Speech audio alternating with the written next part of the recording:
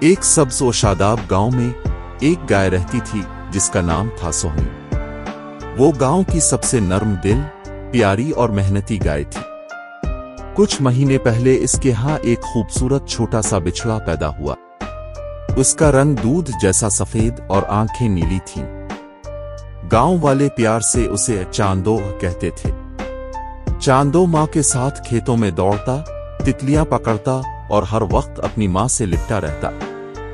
گاؤں کے بچے بھی اس کے ساتھ کھیلنے آتے۔ سوہنی اور چاندو کی دنیا چھوٹی سی مگر بہت خوش تھی۔ مگر ایک دن گاؤں میں کچھ قصائی آئے۔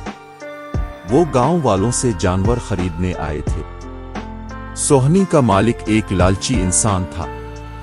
اس نے چپکے سے چاندو کو بیچ دیا، صرف چند روپوں کے بدلے۔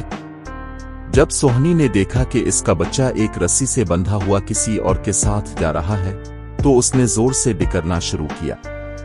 وہ اپنے پیروں سے زمین کو مارتی، آوازیں دیتی، بھاگنے کی کوشش کرتی مگر بے بس تھی۔